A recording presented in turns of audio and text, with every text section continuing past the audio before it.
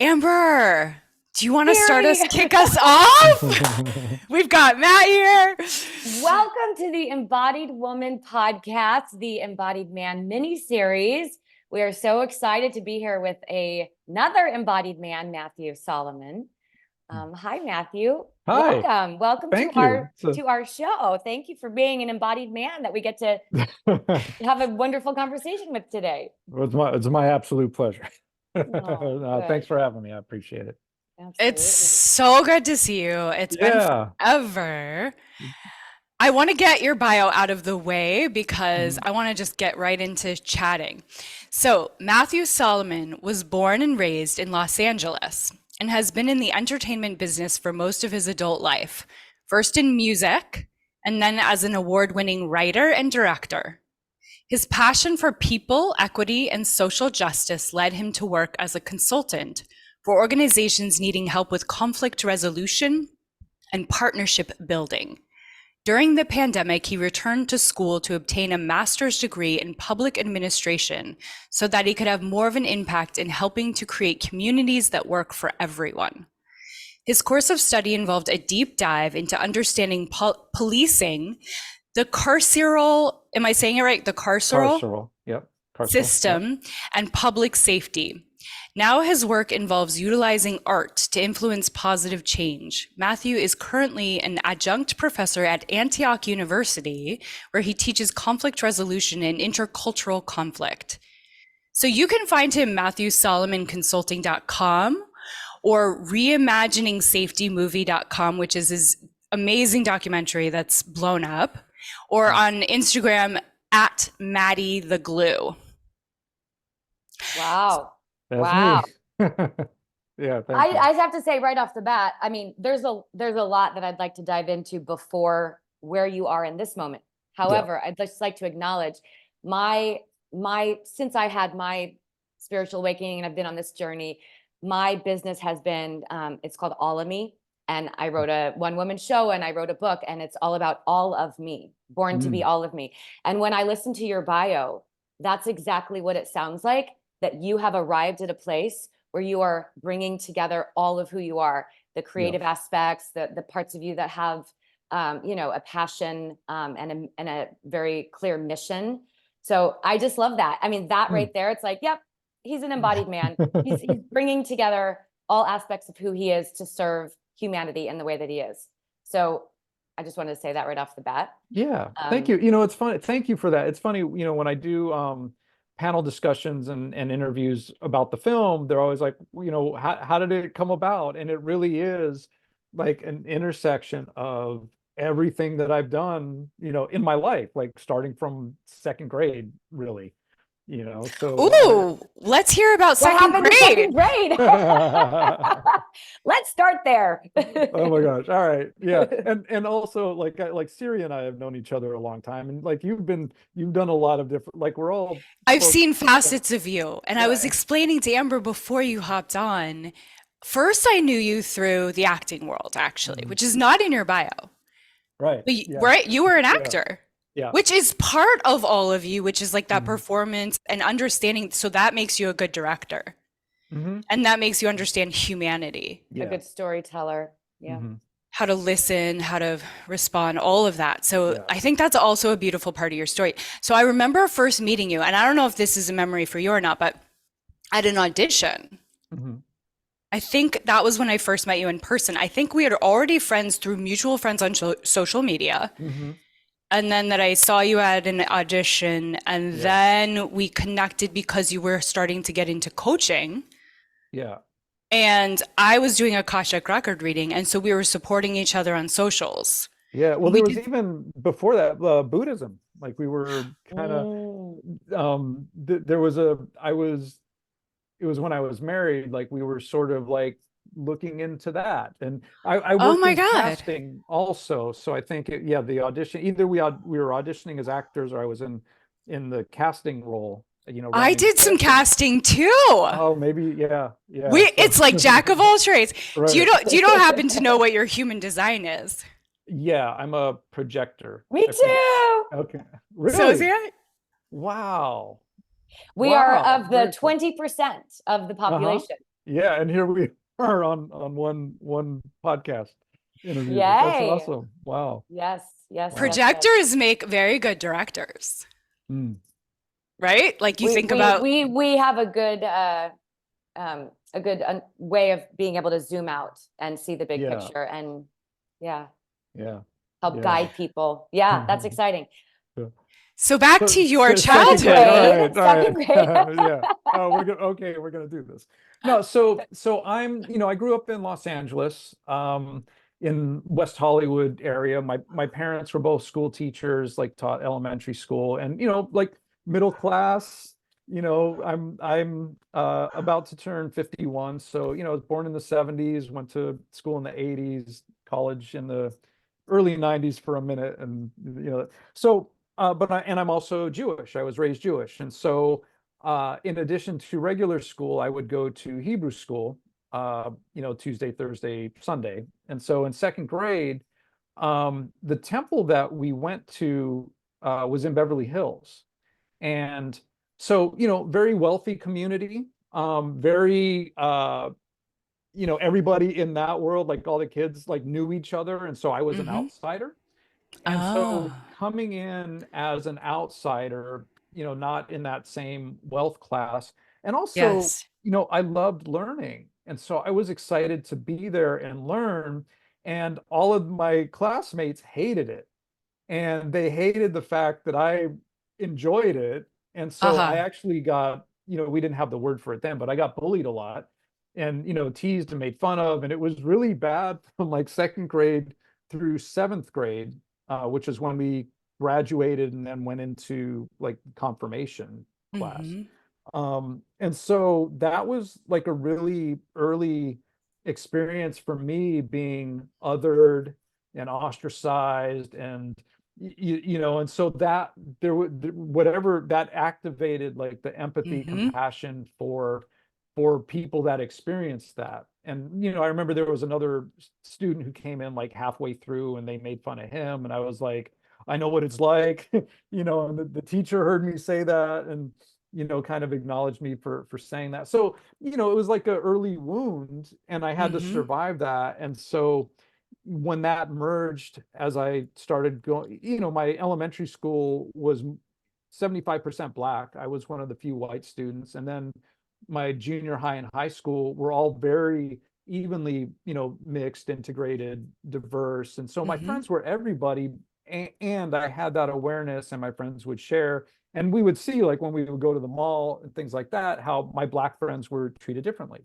My Asian friends were Mm. treated differently. The girls, were treated. So I was always aware of that. And then, fast forward to the Rodney King beating, in the early 90s, I was going to USC at that time, as a music student and studying sociology, because I've always been fascinated with people and civilizations, and like why we are the way that we are and how we interact. And Yeah. so I'm learning about systemic racism, in sociology, watching it all play out with Rodney King and then the LA riots. And then, there was the OJ Simpson trial after that, and the Rampart scandal. And, so Yeah. all of that was very important and foundational, to where I'm at now. Yeah, you were very much immersed in the experience of Mhm. all of it.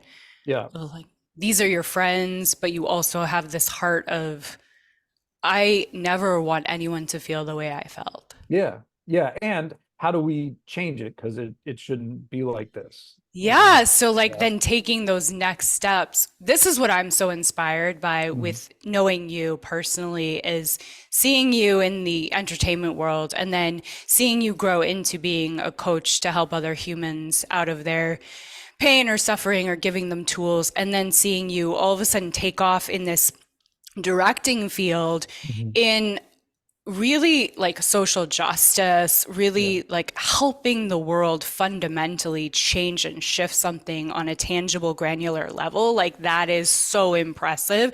And Mhm. Amber and I were talking about this before you came on, and she was talking about like you're living your mission. Yeah, Mhm. Amber, Yeah. do you want to just share what you were saying to me earlier?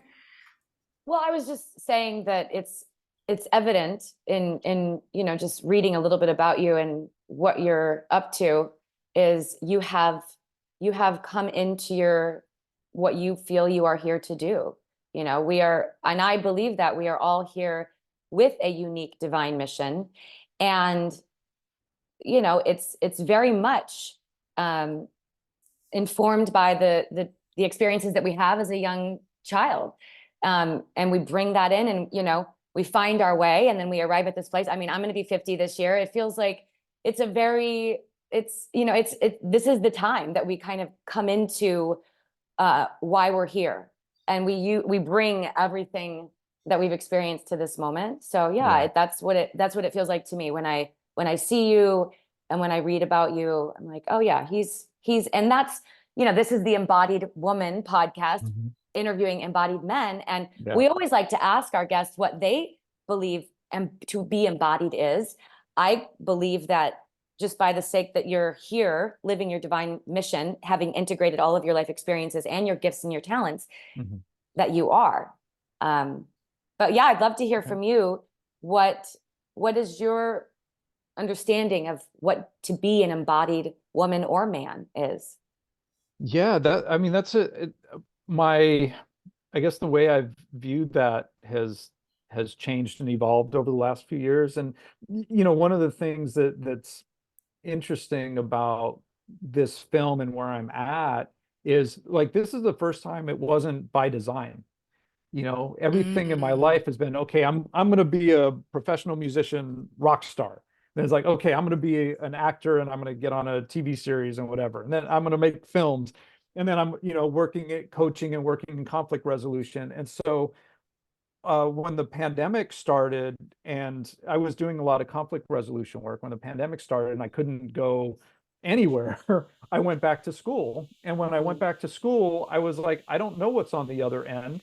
And I assumed I was done with the entertainment business.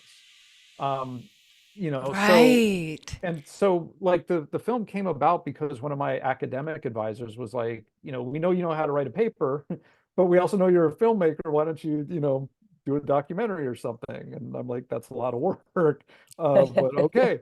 So, you know, all that to say, I think, you know, embodiment, and it's interesting because the school that I went to had an embodiment component to their core values. Interesting. And so for me, it's, you know, it's knowing who I am. It's being in my body, like, you know, feeling the feels, like, you know, being able to express myself, to communicate, to receive communication, to be okay with not knowing, to kind of go, you know, go with the flow.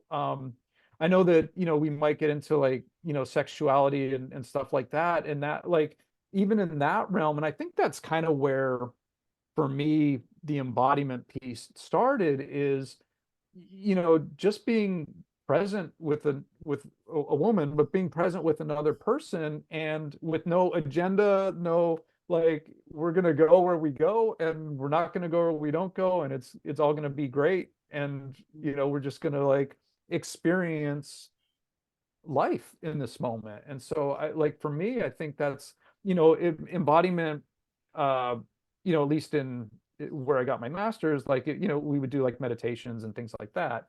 And I think all of that is just to really get us present and aware and connected, you know, like, outside of just, like, our minds and what we, and the rat race and all of that. I think it's just really, like, grounding. And there's a big difference also being with a partner who is embodied, and, you know, able to be present and, you know, be in that space as well. Like, it's yeah, it's pretty fantastic when we can do that, you know. It's It amazing. absolutely is. You're so right. The gift of being present and being with someone who is also present is quite magical. Yeah. Yeah.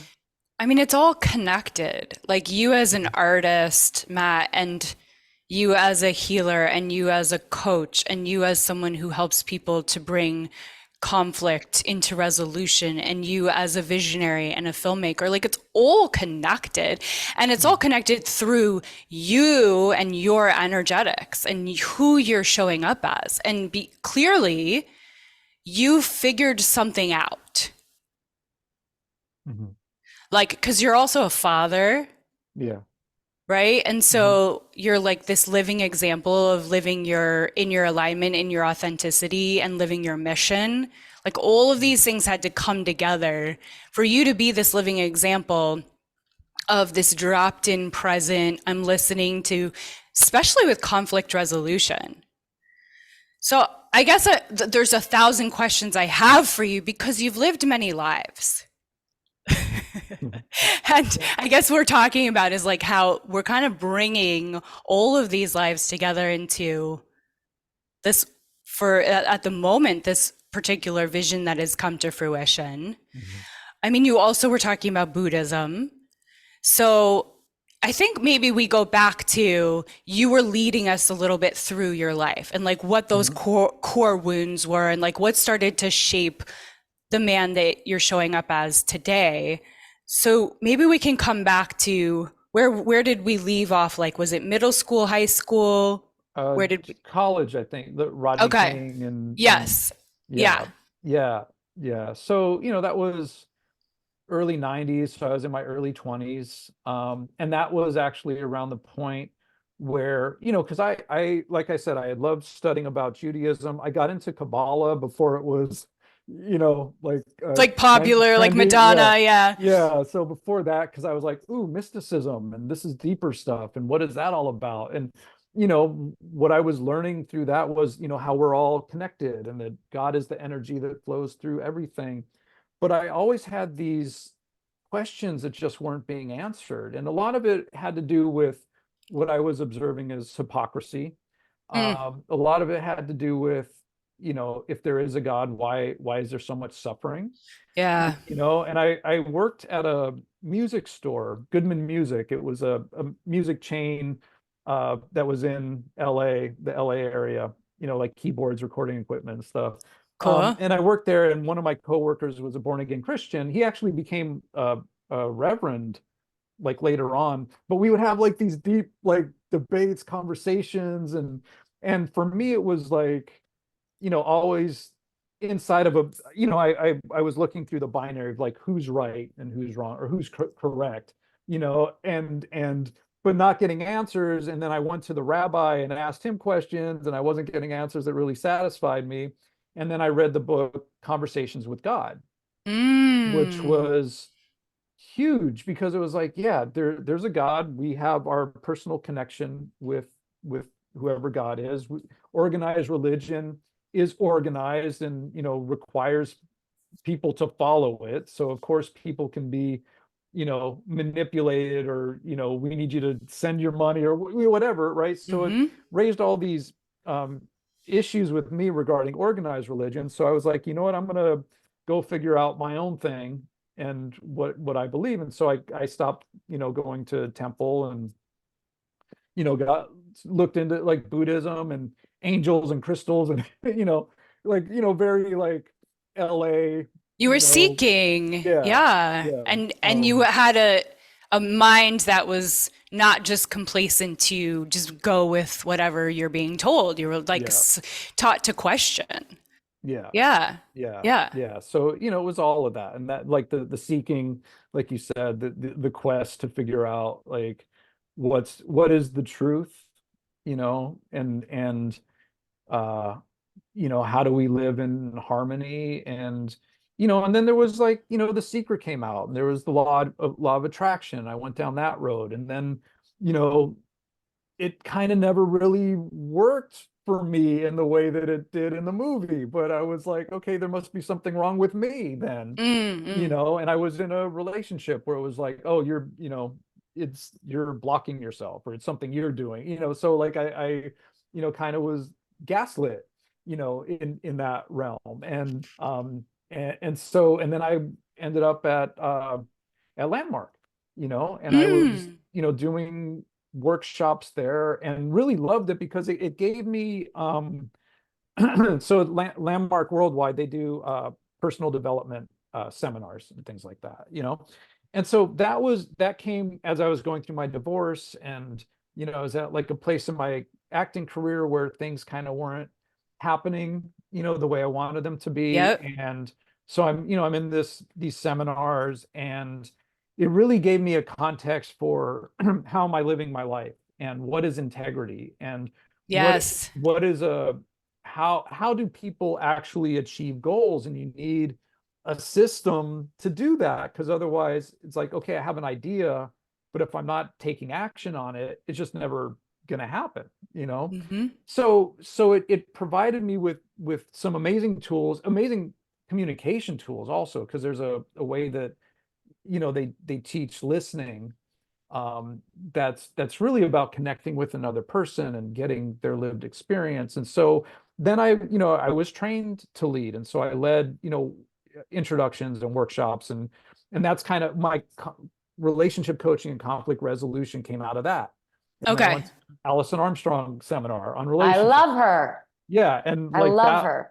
and so really everything became about understanding we all have our own lived experiences based on how we grew up, where we grew up, who we grew up with. There's no right or wrong, it just you view the world through your set of lenses. I view it through my set of lenses. The more we can accept and acknowledge and get inside each other's world, that's when we connect, and so like the relationships that I had been having, where it was always, I'm right and you're wrong, and I got to defend myself because if I'm wrong, I'm a bad, like all of that, like I stopped needing to do that.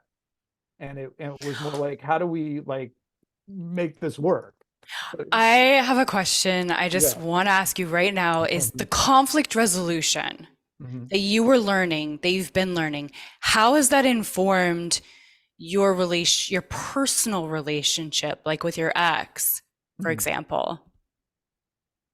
Yeah. Are you able to apply it? Are you like, or Well, that's the no, area where it's so like it doesn't really, it's How old harder. are your children? I'm just curious. so my daughter's 19 and I have Okay. twin boys that are 16. So with conflict resolution, yes, I mean it all feeds in. It's all part of communication, and just like how do we work through it. The thing with conflict resolution though is like, all parties have to be willing to to do the work, Right. and all of that. And one of my mentors who does like very high level government conflict resolution, we were talking one time and he's like, yeah, I can't spend more than 90 minutes with my ex-wife.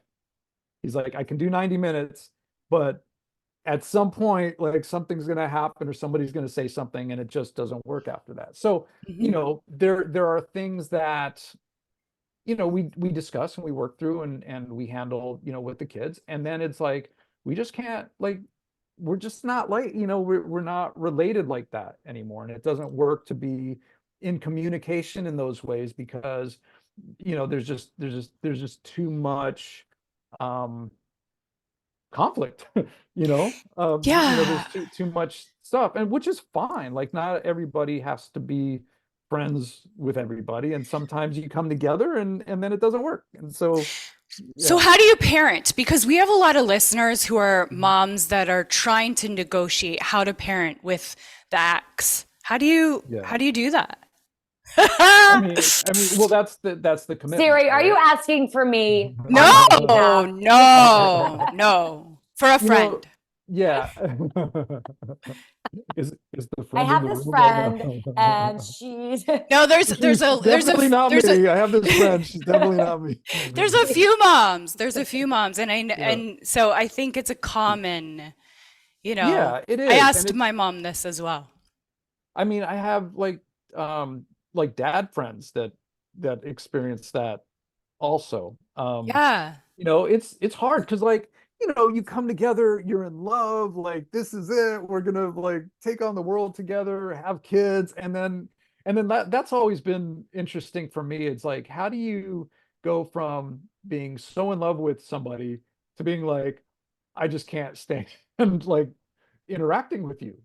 Like it's this change, and I mean, it's part of the human experience. So with the kids, it's a larger commitment to how do we make this work. We're going to make this part work with the kids. Now with my ex and I, our communication is limited to, school and medical, and like if there's a crisis or something, that we need to handle, and that's it. Yeah. And at this point, I've been divorced. We're going on 10 years now, Hmm. so there's not really much else for us to talk about, but making sure that the kids have the support that they need in school with their mental health, with their physical health, um, all of that. So it's, and again, and I hear, as a relationship coach, as a friend to, divorcees, um, the other partner doesn't always show up, or tries to make things difficult. I will say with my ex, that's one thing that, we've both been able to, mostly handle, like the school stuff and the health stuff, just it's like a business, it's like, okay, what do we need to do? All right, let's get it done. All right, cool. Yeah. And so that part at least has been manageable. I feel like it's the microcosm of the macrocosm of like, Mm. can we in our own homes, separate homes, but with a shared interest of we care about humanity. Also, Mhm. we care about our children. And the macrocosm is like, how can these two countries or these two races or these, like Yeah. what do we both care about? And how Mhm. can we dialogue when we're so different? Yeah. But can we agree that we have a priority? Like we want to save something? Mhm. Yeah. Yeah. Yeah. Yeah. I think too, just to speak to, just the fact that we are ever evolving. Mhm. And like you said, how do how are you so in love? And then all of a sudden it's like we have this conditioned fixed idea that you meet somebody and then you're together forever, and that's life and that's success. And if you don't do that, then something's wrong. And Mhm. I Right. think that, listening to you, I mean, your curious exploration that took you to Landmark, that took you to Alison Armstrong, that took you to Mhm. Buddhism, that that you clearly are a soul in this life who Mhm. is here to evolve and explore all these facets and really come to understand who you are. And when we come together in relationship, we are at a certain point in our evolution. Yeah. And sometimes we evolve together and sometimes we don't. And like you said, with your conflict resolution, it's not necessarily who's right or wrong. It's just that this is how I see the world. Mhm. And this is how you see the world. Yeah. And that's okay. And I don't need to prove myself, Yeah. and I don't need to convince anybody of anything. I just get to be in my own experience of knowing what is true for me. I also want to acknowledge too that I think it's really interesting, and it's very common in my experience with my life and also the women that I coach. You talked about how you've had a plan, right? You were going to be an actor, and you were going to do this, and Mhm. you're going to do this. But that this recent experience that you've had with this documentary feels like, and this is what I'm hearing, correct me if I'm wrong, more of like an invitation from your soul, and Yeah. it's I like, know, it's like screaming projector. yeah. Yes, that's what I was thinking. Yeah, but Yeah. I can so relate. And I want to say this for our listeners and just for us as well, that it's awesome to have passions. I thought I was going to be a famous movie star. That's what I thought I was going to, I was a child actress. And but it's like to stay connected to our gifts and our talents and our heart's desires, and also be detached from how that Mm. unfolds. And Yeah. really, the work that you're doing, the work that we're doing to be embodied, to be in the present moment, allows for us to hear the invitation and then just go, oh, okay, so I'm doing this. Like, I thought I was done with the entertainment industry too. And but I wrote a one woman show last year because that's part of my healing process. That's part of Yeah. my creative expression, very similar to what you're doing. So it's fun. It's an adventure, right? Mhm. Like Yeah. this is what life should be, in my opinion. Yeah. Yeah. And like what, it is, over the years, so many people were like, oh, you just got to like let it go, or you just got to be unattached.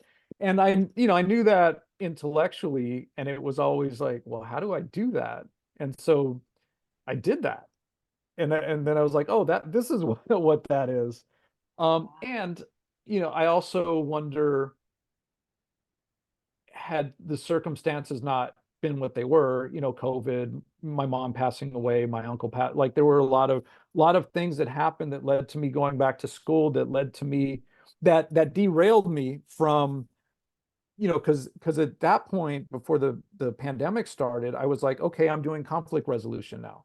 And all of my work was outreach to different organizations. And like we know from being in entertainment, like you got to market yourself, and you got to, like, reach out to people, and people, and all of that. And so when that stopped, and all of a sudden life became very different and uncertain, that was the point for me where it was like, okay, I don't know, and I was, coming up on 50 and all of that stuff. And so, yeah, I when I went back to school, like, my mindset was, I really want to be learning this stuff from these professors, because I knew, who was teaching and everything. And that's all I knew. Like, this is what I'm interested in, this is what I want to do. And I remember saying to the department chair, several times, like, I don't know what's on the other side, but I Mhm. know that this is where I want to be right now. And then, and I thought I was done with the entertainment business, honestly. Like, I had no interest in making film. And then, like, here comes this documentary, you know? Yeah. It sounds like embodiment to me, what you're describing. Yeah. Yeah. I don't know, and I'm trusting my life, and I'm just going to be present in my body, and I'm just going to respond and use my gifts when I'm being called to use my gifts. And Mhm. so you're teaching currently at Antioch? Yeah. Yeah. Okay. This semester, I taught last semester, not right now, but the next term I'll be, yeah. Yeah. And so Yeah. you're helping to shape other people's ability to seek and to find their own answers and to think for themselves. Yeah. Yeah. It's amazing. Yeah. I would love to hear you talk about, from the embodied man's perspective, how sexuality and spirituality intersect. Um, I mean, I know for me, sexuality is very much connected to my life force energy, which is very much connected to my creative, expression. So for Mhm. you, what is your experience and understanding of how you have discovered your sexuality as a man, as an embodied man, Mhm. intersects with your spirituality, and how you navigate the world and what that means to you?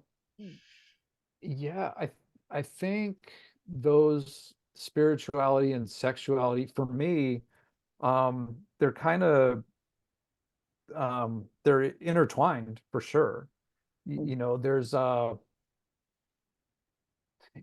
on the spiritual part, it was always like, how do I um connect with nature, the universe, you know, higher power, like get into a outside of, my physical shell, into uh other realms that are, like, when I was playing music, uh there would be times on stage where it was like I wasn't even there.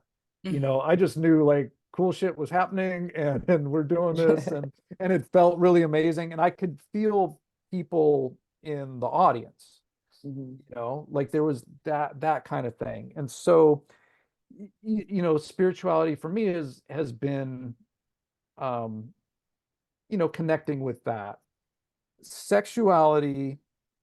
And I think the way a lot of us were raised, especially, I'll speak for myself, but with porn, and like very specific ways that, like, this is what sex looks like, and this is how you're supposed Mm. to do it.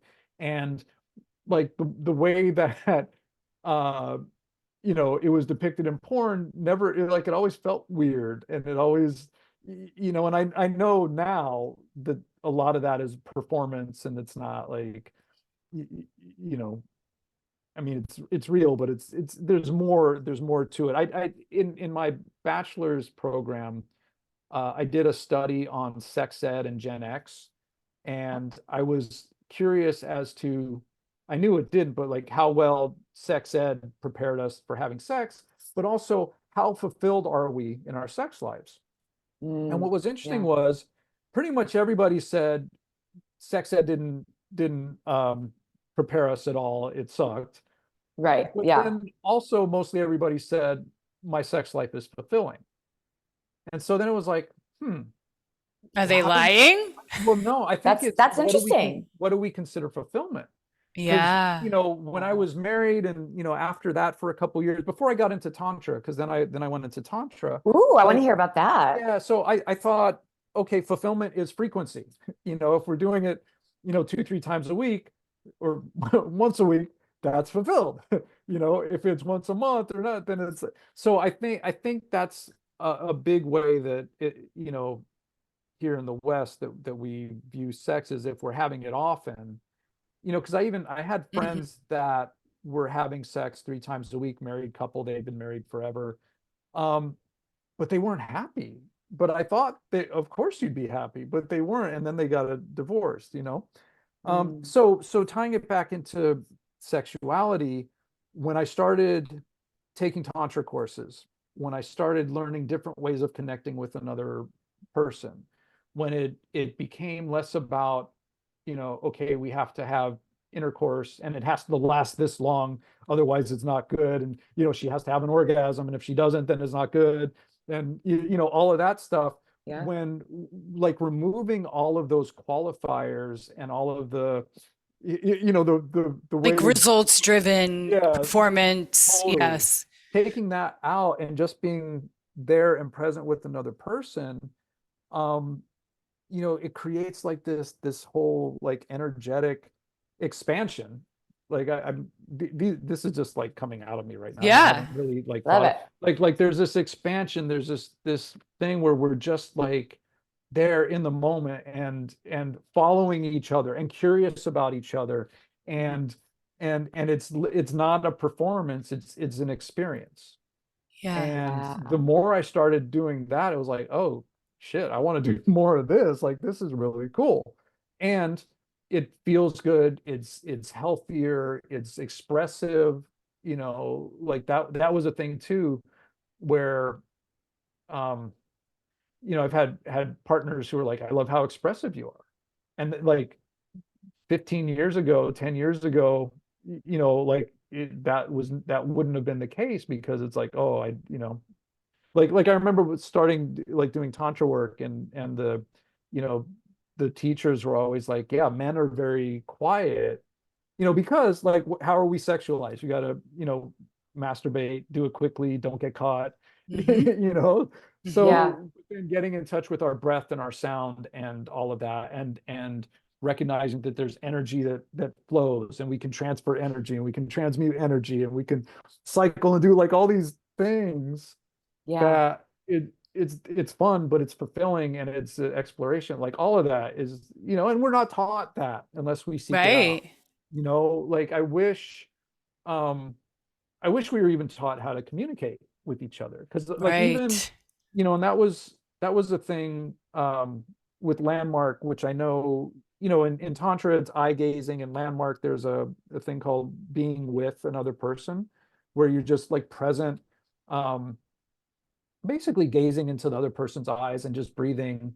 And there's a point where we're not separate anymore, like we're like one, and you can do that with a group of people also. And so like if kids were taught how to listen and how to just be present with another kid, and how to put themselves in another person's shoes to understand their experience, and getting out of the like I'm right and you're wrong, like that right there would do a lot to heal a lot of the social problems. Now, and I know I need to qualify, like I'm not talking about like sex in schools. I'm talking about communication and being present with another person.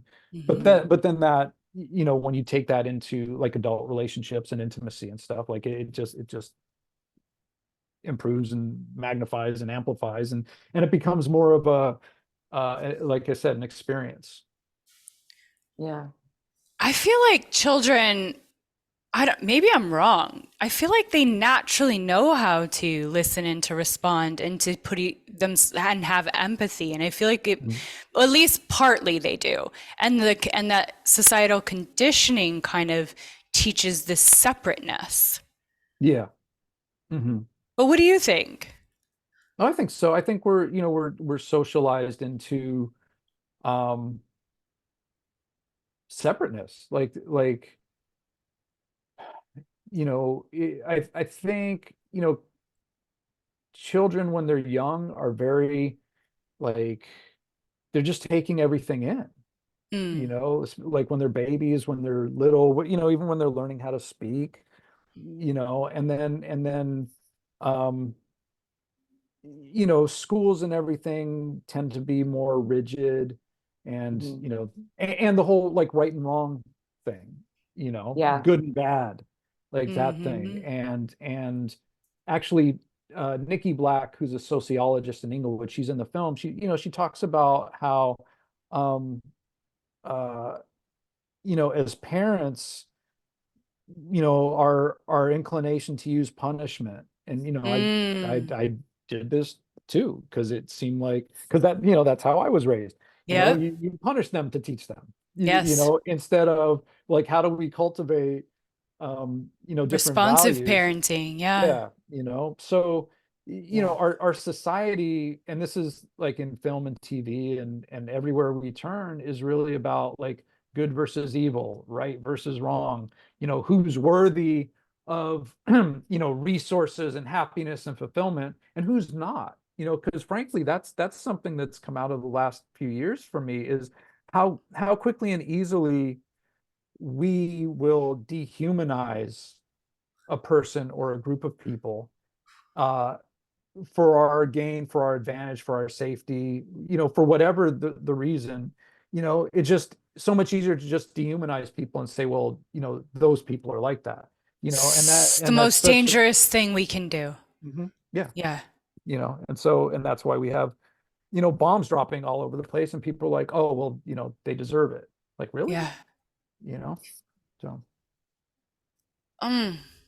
I love that connection you made between the way we parent and then the work you're doing now. Mhm. Like, because I've never made that connection of our prisons are kind of an extension of that. Yeah. Yeah. Yeah. Oh, totally. Yeah, because our carceral system is all based in punishment, Yeah. revenge. Um,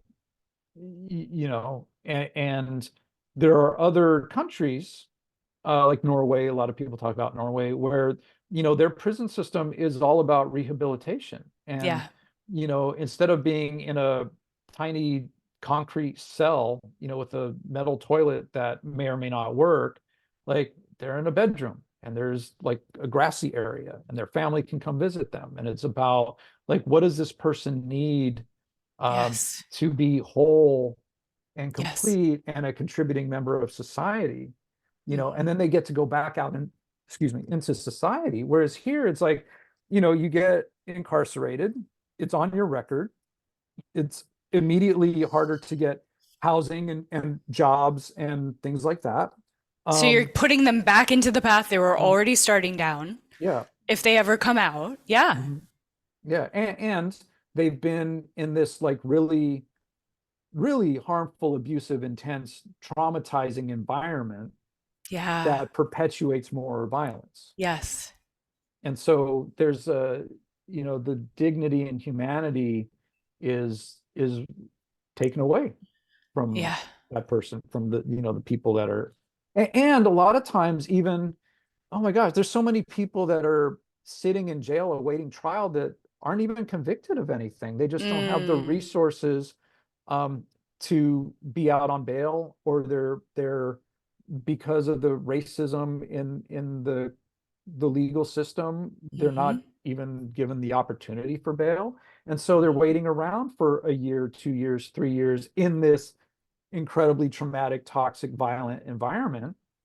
Mm. What And if then, we took that money that we're using to yeah, fund that horrible environment and actually helped these people? yeah, and Right? that's Is and that's that's what you're, yeah, what yeah, you're talking about? and that's the thing. Like, Dr. L. Jones, who's a professor in Halifax, Nova Scotia. She's in the film. She talks about how, it costs $300 a day, or was it 300? Yeah, 300 a day to keep somebody incarcerated.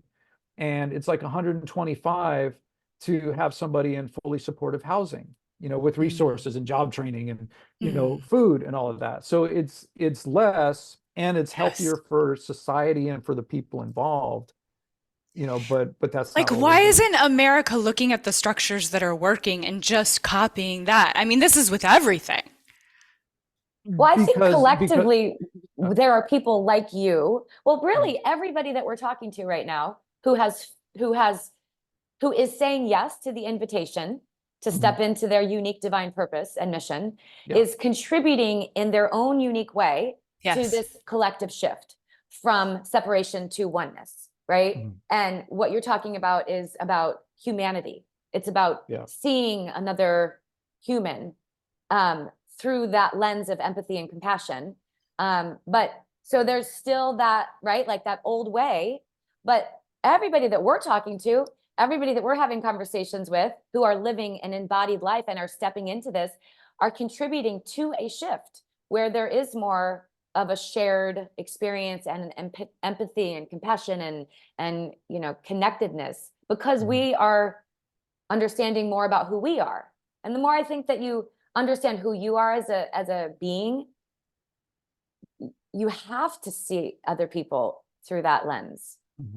It's harder, right? When you really take a look and you really see all aspects of who you are, it's harder to look at somebody else and shadow make work. them the villain or do, make them the other. Yeah. And the disgusting part is it's like this because certain people are making a whole lot of money off of it.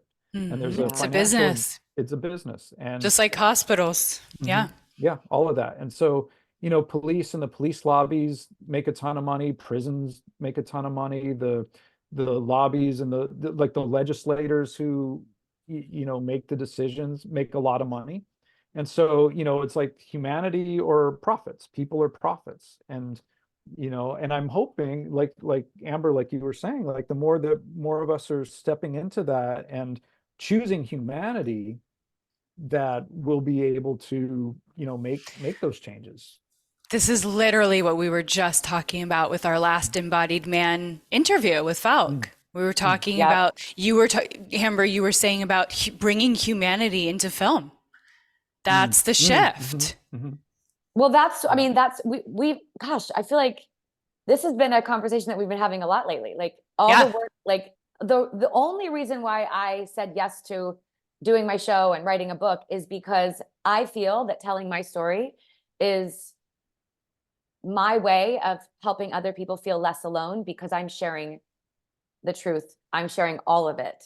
And and that's what Falk was saying, as an actor and in that industry, wanting to bring more of that. That's that. Sorry, just to say, as opposed to the films that we see, not your film, which are about profit, nothing wrong with entertainment, right? But like, as opposed to the end game being profit, that the beating heart of it is humanity. Like, what are we creating? Yeah.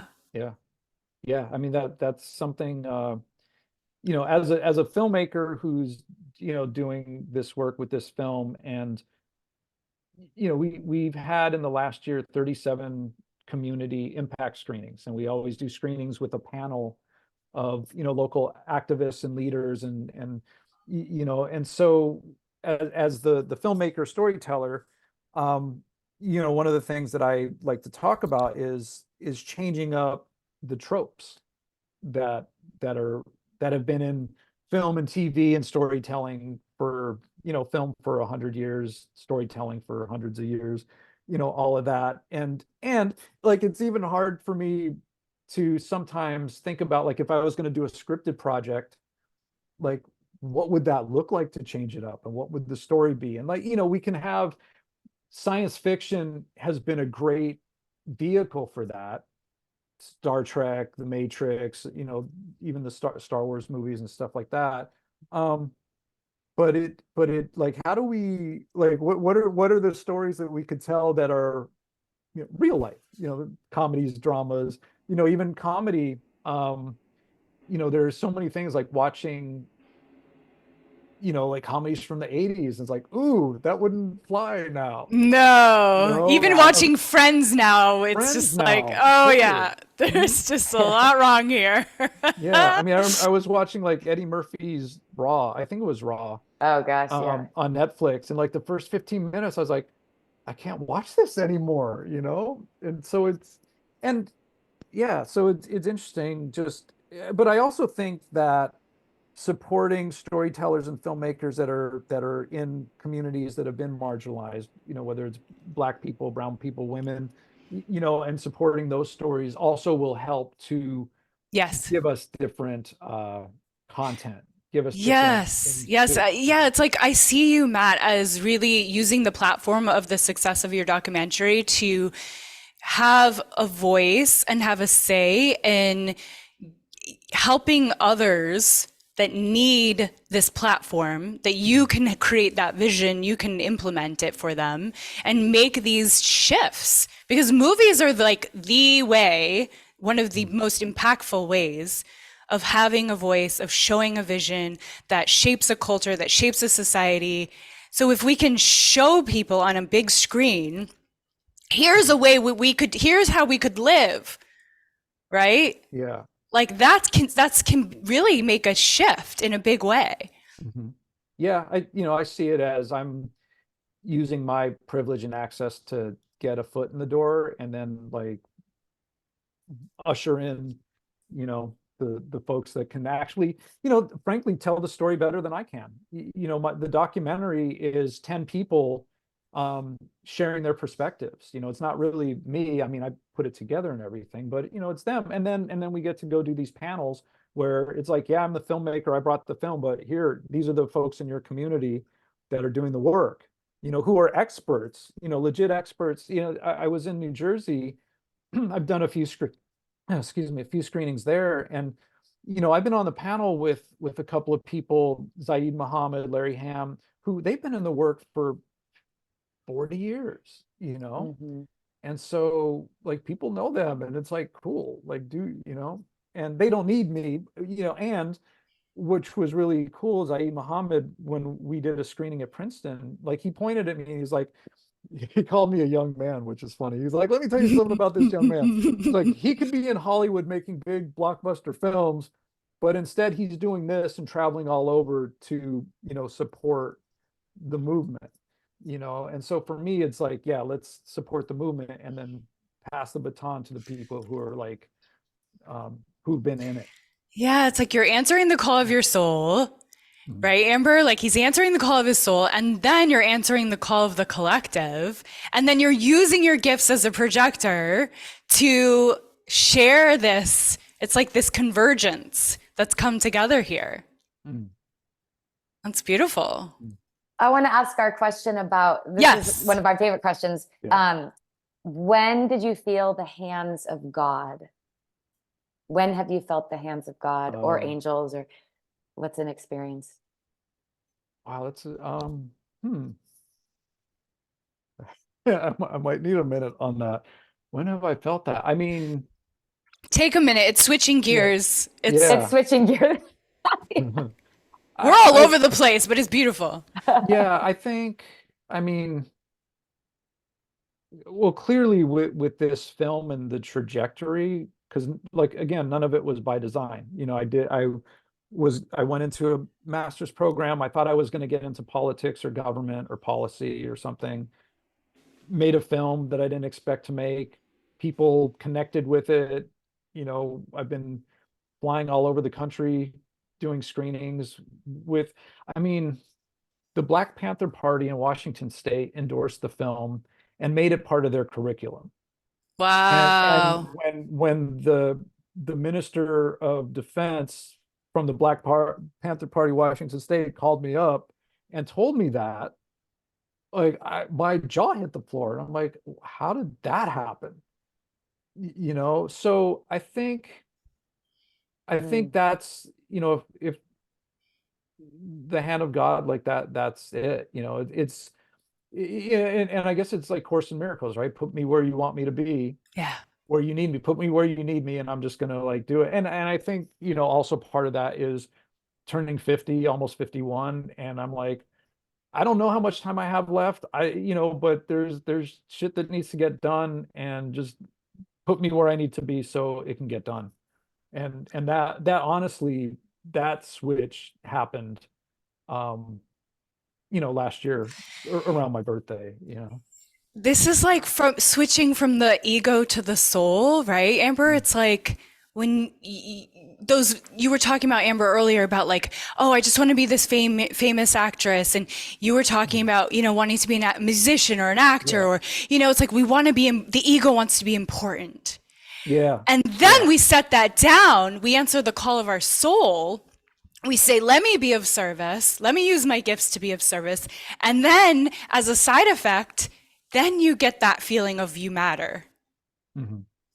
and you're doing something for, I also think too, like that I look back on my life and all the things that I, did, and it all counted. It all mattered. It Yeah. all is it was like a training ground for my life yeah. purpose. Yes. Mhm. Yes. I didn't understand when I was a young girl why performing and acting was so important. I didn't understand that it was going to be, a very important part of my divine life purpose. I was like, I just love this. I just have fun. It feels Yeah. good, right? Same with dancing. But now I look back and I'm like, oh yeah, it all has brought me to this point, and I get to use it all. Hmm. I get to use it all in the way, Yeah. like you said, every day. Where would you have me go? What would you have me do? Who would you have me serve? Hmm. Right? Using my gifts, using the things that light me up, using the things that I'm passionate about to serve humanity. Yeah. Yeah. Yeah, no, it's a good place to be. Yeah. I wouldn't, the film wouldn't be what it was if I wasn't a musician and an actor, and Right. you Right. know, gone through the stuff that I've gone through, with divorce and kids and Yeah, all of me too. that, like all of it. Cause it was really, I know my ability to listen and create a space, where the other person feels safe. Like there are interviews in the film and moments in the film, um, it's like my Barbara Walters moments, where the person like really shares something really vulnerable that they've never really shared before, and they told me Mm, that, and it's in the film, and it's really important because it brings in that the humanity yeah. part. Yeah. Mhm. Mm, yes. So it's interesting because your film is about safety, and we were talking yesterday, or yeah, a couple days ago, Oh, yeah. about feeling most embodied when we're in the presence of someone else who's embodied. That Mhm. is Or when feeling safe. feeling Yeah. Feeling safe, Yeah. safe feeling when, yeah. safe, yes. Well, both. It's both. I feel Yeah. most embodied when I'm around someone who's embodied, and Yes. I feel embodied because I feel safe in their embodiment. Yeah. Mhm. So, and meaning, whatever it means to that person. So for you, if there were like 3 words, for example, that embodiment meant personally for you, Matt, like what would that be? uh well, I mean, it, safety for sure. um uh knowing yourself, which I guess is 2 words, but like really, knowing yourself, what your boundaries and edges are, and like how you show up. So safety, knowing yourself, um love, Mm, for myself, for another person, for everyone, like whatever that is, like that's embodiment, you know And what and are some of your practices, your tools that that are that help you feel the most embodied? At this point, I mean, definitely, meditation, whether it's, just sitting for 5 minutes and breathing. Mhm. Um, Being out in nature does that for me. Um, when I'm when we're doing panels for the film, and I'm interacting with people, like I have to be incredibly present and embodied, because it's hard. Like it's very the context is, I'm not only are there activists and community members, but every screening there's people from impacted families who have lost loved ones to police violence, or and so there's a care and a sensitivity and knowing um How to how handle to trauma. yeah how to handle Yeah. trauma, Hold and just space for trauma. Yeah. yeah yeah Yeah. yeah Be a safe space for people who have experienced incredible trauma. yeah That's a big deal. hmm yeah it's Yeah. it's it's interesting. There was uh a woman I was talking to who lost her brother to police violence, and she was telling me the story, and we were talking, and she started crying, and she's like, Yeah. this is really weird, I haven't cried in front of anybody telling this story in a long time, Yeah. and she was You like, it must be, created that space she's for yeah, her. she was like, I think it's because you've coached people. And I was like, it's yeah. So Yeah. stuff like that. And I just want to say also, we feel most safe with a person who's embodied. As a man, um it can be challenging with a woman who can't hold that space for me, Mhm. Mm. because there's this thing, like, I want men to be more emotional, more emotionally expressive, emotionally intelligent, and I can hold space, and I have, like, for days, whatever. But on the flip side, I have, like, it's not always safe, and I've been in situations where somebody that I thought could hold that space, and then if I cry or something, and then they're like, oh my God, what's wrong? And it's like, nothing's wrong, I'm fine, I'm just like, this Yeah. emotion coming up, so we as men can't really collapse into that, Yep. it's not always, it's so to find somebody that it's safe to do that with is really uh gold, you know Mm. Mhm. Yeah, that's exactly what Falk was saying too, about like Mm. the man, especially as the father, if he lays down his sword Yeah. and he shows, like, he goes to his knees and he's like, I need to be held, Mm. that makes everyone feel unsafe. So Mhm. therefore he can't do that. Yeah. Right. And I can only imagine for minorities, for the Mhm. Black population, for Mhm. Black men. Oh my gosh, or for Black women. Like, that Mhm. is very difficult to lay that down, right? Yeah. The nervous system just doesn't even compute with that. It's Mhm. like, oh no, we got to be on alert. Mhm.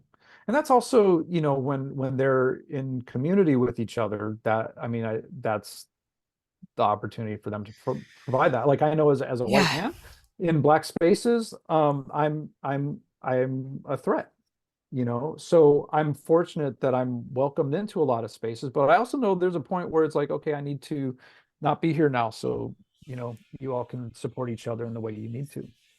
Um, and that again just comes with being culturally aware, being okay, setting the ego aside and being like, it's okay for me to not be invited into every space, and not have to show and not be at the front. Like, that's a thing, especially with white people, where we're like, we have to be the leaders, we have to be out in front, and to be able to, like, be in the background and just support and put me where you need me to be.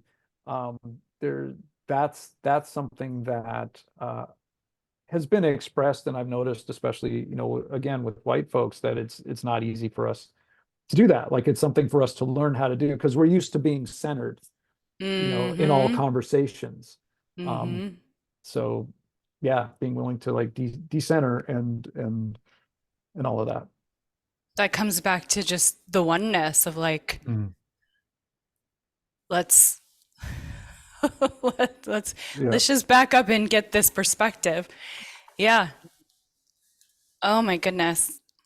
I just feel so privileged that we got to have such vulnerability from you. And that's why I wanted to have you on the podcast, is because, I'm interested, and Amber's interested in the perspective of men. Like, we want to talk about, bridging those divides of like, let's understand each other better. And how can we be a safe space for each other? And how can we lay down our swords? And how can we come together heart to heart? And then like all the great things can happen. How can we create this new paradigm of like the oneness? Yeah. Yeah. Yeah, I get super excited when I get to have conversations with men who, are talking about these types of things, because we all crave deep intimacy and deep connection, and we all crave, to be understood and to be seen and to be felt, and to feel safe. And so all of the work that you're doing, all of the work that we're doing is, I think, allowing for that. And like when you were talking about, being with a woman who is able to hold space for a man wherever he is, whatever he is experiencing, I know for me, that's one of the things that brings me the most joy. Like, I feel most embodied when I am able to be that presence and hold that space. And when I know that someone is feeling safe because of the way that I'm showing up, it's like, it's gold, to use your word. Yeah. It is. It's beautiful. And so I love that, I love hearing you say that. And I love knowing that that's something that's important to you as an embodied man. I think if we can show up for each other in that way and allow ourselves to be seen, all of who we are and loved, it's magical. It's healing. It's the utopia that I believe in. Yeah. Yeah. I'd love to see the practices that Amber and I do, empowered dance, embodiment practices, meditation, like Amber does, like you do, like I do, breath work, like we all do.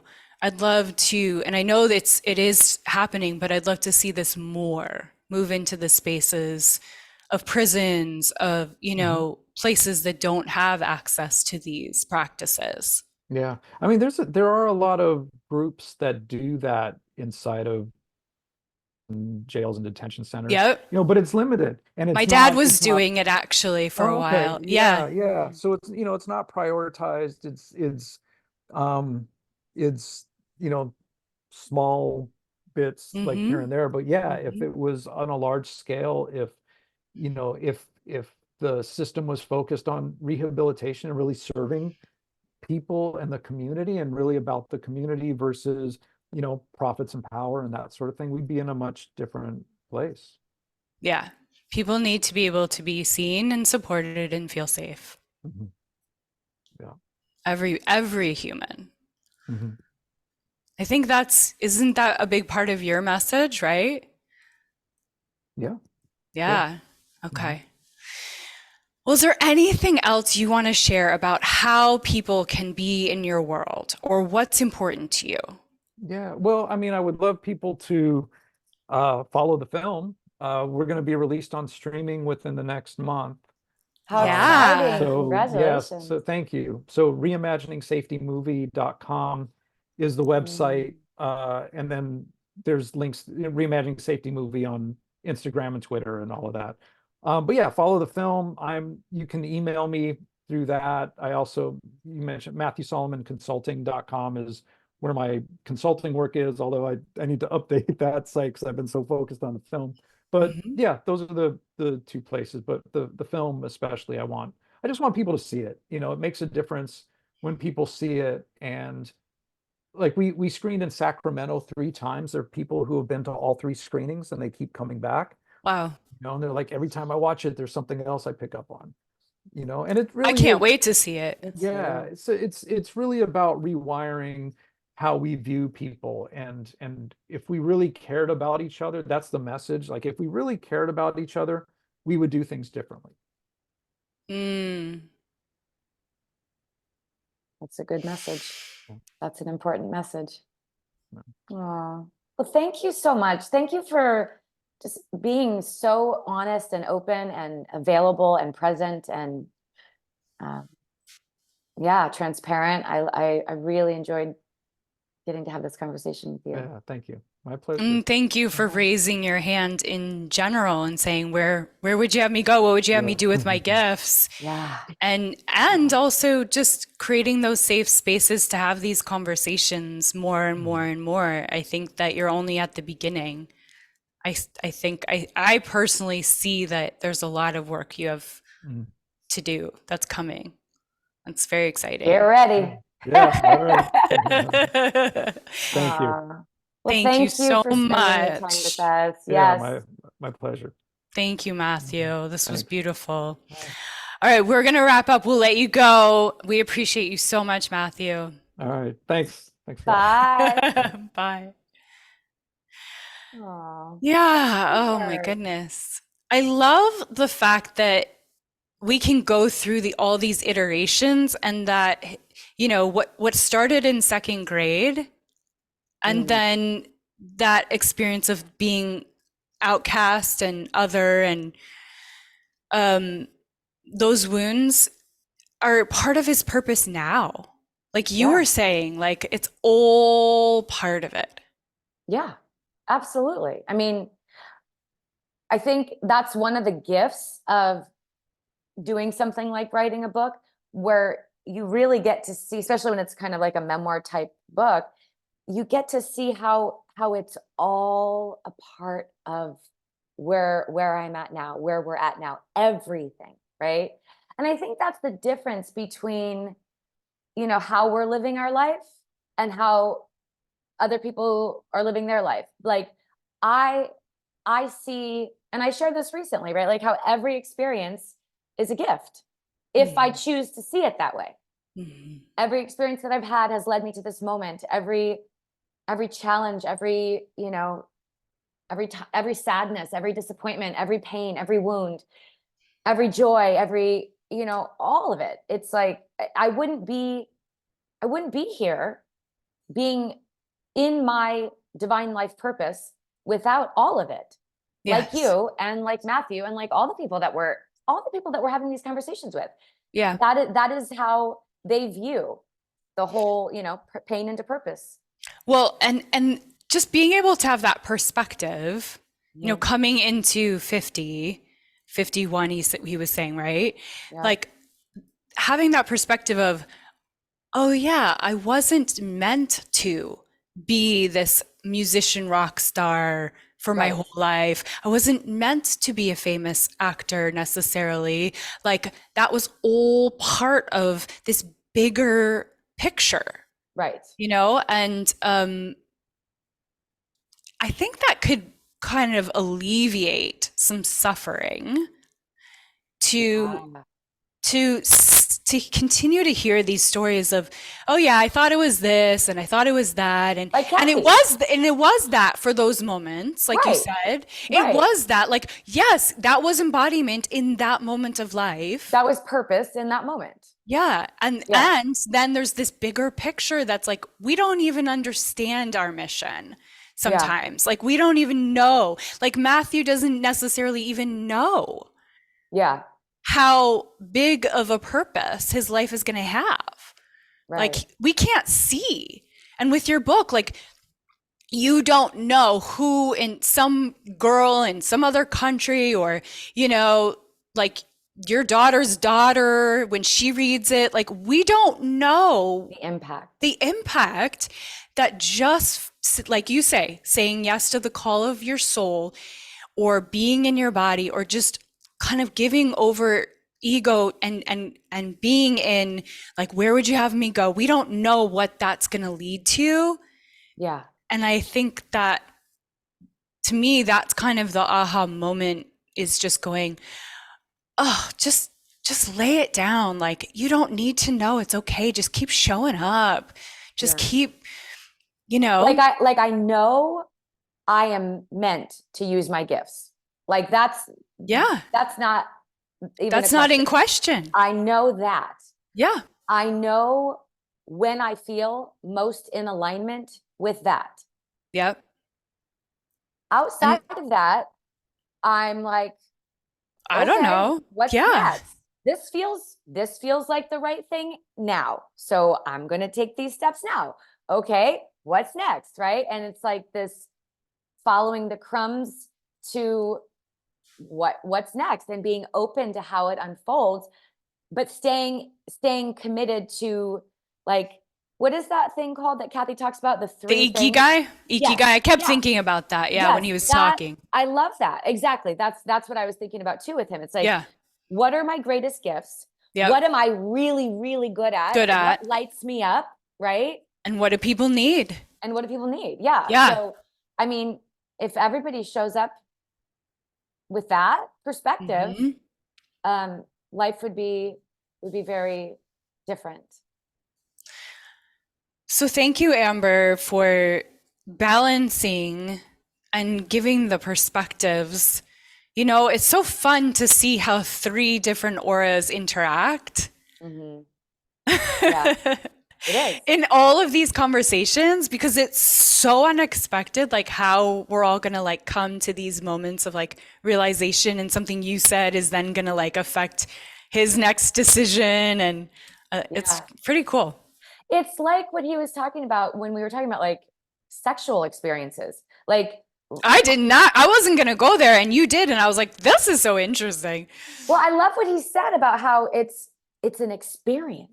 Like, you're literally just showing up in the present moment for an experience. And whatever that experience is bringing in that moment, that is where you are. And it's like that with these conversations.